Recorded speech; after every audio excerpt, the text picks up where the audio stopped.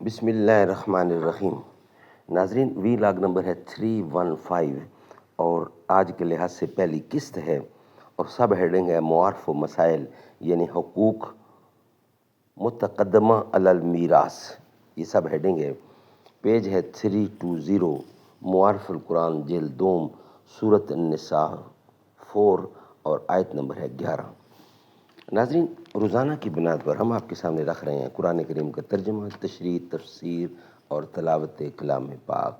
ناظرین، اس کتاب کا ٹائٹل ہے معارف القرآن جلد نمبر 2، سورۃ آل عمران سے لے کر سورۃ النساء تک، پارہ نمبر 3 کا رکوع نمبر 9 سے لے کر پارہ نمبر 6 کا رکوع نمبر ہے 4۔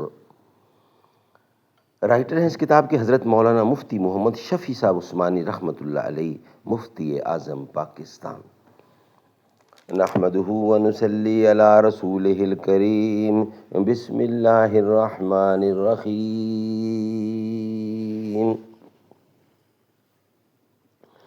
خیرکم من تعلم القرآن وعلمہ، بہترین لوگ وہ ہیں جو خود بھی قرآن پڑھیں، دوسروں کو پڑھائیں، سکھائیں اور لکھائیں۔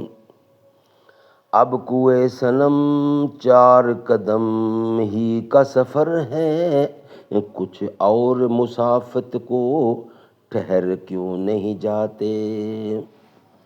زمیں مانگتے تھے، نظر مانگتے تھے، پیغمبر خدا سے عمر مانگتے تھے۔ پہاڑوں پر بھی خوف طاری ہو جس کا، زمین پر وہ ایسا بشر مانگتے تھے۔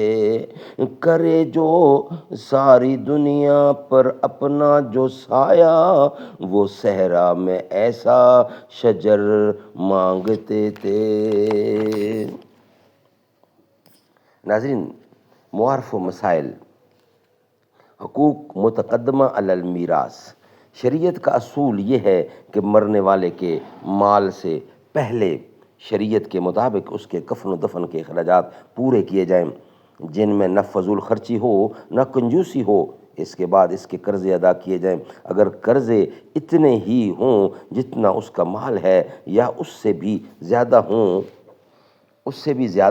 تو نہ کسی کے اس سے بھی زیادہ تو نہ کسی کو میراث ملے گی، نہ کوئی وصیت نامہ یعنی کوئی وصیت نافذ ہوگی۔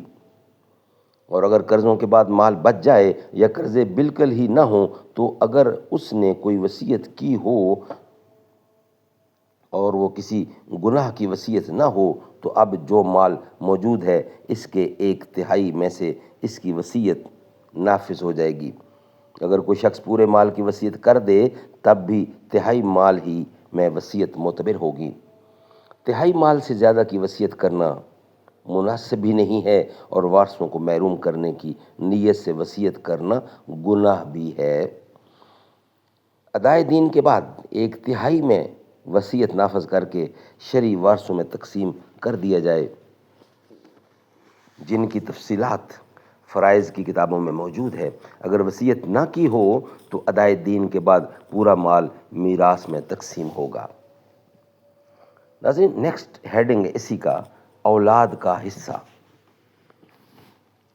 جیسا کہ گزشتہ رکوع میں گزر چکا ہے کہ میراث کی تقسیم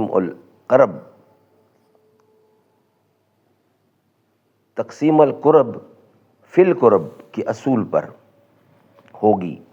مرنے والے کی اولاد اور اس کے والدین چونکہ اقرب ترین ہیں، اس لیے ان کو ہر حال میں میراث ملتی ہے۔ یہ دونوں رشتے انسان کے قریب ترین اور بلا واسطہ رشتے ہیں۔ دوسرے رشتے بالواسطہ ہوتے ہیں۔ قرآن مجید میں پہلے انہی کے حصے بیان فرمائے۔ قرآن کریم میں پہلے انہی کے حصے بیان فرمائے اور اولاد کے حصے سے شروع فرمایا۔ چنانچہ ارشاد ہے رب ذوالجلال، یوصیکم اللہ فی اولادکم للذکر مثل حظ الانثیین۔ یہ ایک ایسا قاعدہ کلیہ ہے جس سے جس نے لڑکوں اور لڑکیوں دونوں کو میراث کا مستحق بھی بنا دیا اور ہر ایک کا حصہ بھی مقرر کر دیا، اور یہ اصول معلوم ہو گیا کہ جب مرنے والے کی اولاد میں لڑکے اور لڑکیاں دونوں ہوں تو ان کے حصے میں جو مال آئے گا اس طرح تقسیم ہوگا کہ ہر لڑکے کو لڑکی کے مقابلے میں دگنا حصہ ملے گا۔ مثلا کسی نے ایک لڑکا 2 لڑکیاں چھوڑے تو مال کے 4 حصے کر کے 2/4 لڑکے کو اور 1/4 ہر لڑکی کو دے دیا جائے گا۔ ناظرین، اس کا نیکسٹ ہیڈنگ ہے لڑکیوں کو حصہ دینے کی اہمیت۔ لڑکیوں کو حصہ دینے کی اہمیت، یہ اس کا سب ہیڈنگ ہے۔ قرآن مجید نے لڑکیوں کو حصہ دلانے کا اس قدر اہتمام کیا ہے کہ لڑکیوں کے حصے کو اصل قرار دے کر اس کے اعتبار سے لڑکوں کا حصہ بتلایا، یعنی لڑکیوں کے حصہ کو اصل قرار دے کر اس کے اعتبار سے لڑکوں کا حصہ بتلایا، اور بجائے للانثیین مثل حظ الذکر، 2 لڑکیوں کو ایک لڑکے کے حصے کے بقدر فرمانے کے للذکر مثل حظ الانثیین، للذکر مثل حظ الانثیین، لڑکے کو 2 لڑکیوں کے حصے کے بقدر کے الفاظ سے تعبیر فرمایا۔ جو لوگ بہنوں کو حصہ نہیں دیتے اور وہ یہ سمجھ کر بادل ناخواستہ شرما شرمی معاف کر دیتی ہیں کہ ملنے والا تو ہے ہی نہیں تو کیوں بھائیوں سے برائی لیں، ایسی معافی شرعاً معافی نہیں ہوتی، ان کا حق بھائیوں کے ذمہ واجب رہتا ہے، یہ میراث دبانے والے سخت گناہگار ہیں، ان میں بعض بچیاں نابالغ بھی ہوتی ہیں، ان کو حصہ نہ دینا دوہرا گناہ ہے، ایک گناہ وارث شرعی کے حصہ کو دبانے کا اور دوسرا یتیم کے مال کو کھانے کا۔ ناظرین، اس کے بعد مزید تشریح فرماتے ہوئے لڑکیوں کا حصہ یوں بیان فرمایا، فَإِن كُنَّ نِسَاءً فَوْقَ اثْنَتَيْنِ فَلَهُنَّ ثُلُثَا مَا تَرَكَ، یعنی اگر نرینہ اولاد نہ ہوں اور صرف لڑکیاں ہوں اور 1 سے زائد ہوں تو ان کو مال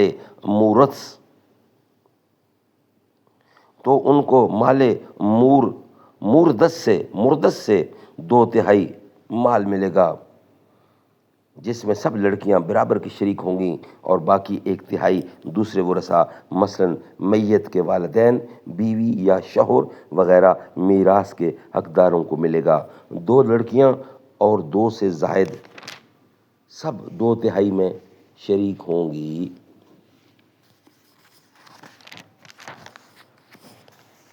2 لڑکیوں سے زائد کا حکم قرآن کریم کی آیت میں صراحتاً مذکور ہے، جیسا کہ فوق اثنتین کے الفاظ اس پر دلالت کر رہے ہیں، اور لڑکیاں 2 ہوں تو اس کا حکم بھی وہی ہے جو 2 سے زیادہ کا حکم ہے۔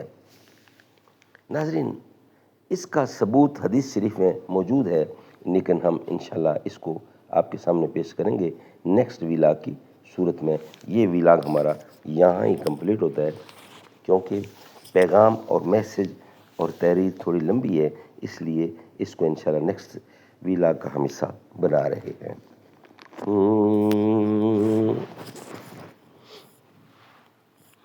یہ کہتی تھی گھر گھر میں جا کر حلیمہ، میرے گھر میں خیر الورا آ گئے ہیں۔ یہ کہتی تھی گھر گھر میں جا کر حلیمہ، میرے گھر میں خیر الورا آ گئے ہیں۔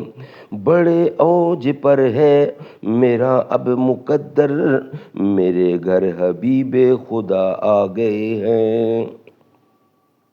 اٹھی 4 سو رحمتوں کی گھٹائیں، معطر معطر ہیں ساری فضائیں۔ خوشی میں یہ جبریل نغمہ سنائے، وہ شافع روضے جزا آ گئے ہیں۔ ہے سن کر سخی آپ کا آستانہ، ہے دامن پسارے ہوئے سب زمانہ، ہے سن کر سخی آپ کا آستانہ، ہے دامن پسارے ہوئے سب زمانہ، خدا کے کرم سے نکیرین آ کر کہیں گے زیارت کا مصدع سنا کر، اٹھو بحر تعظیم نور الحسن اب لحد میں رسول خدا آ گئے ہیں، یہ کہتی تھی گھر گھر میں جا کر حلیمہ، میرے گھر میں خیر الورا آ گئے ہیں۔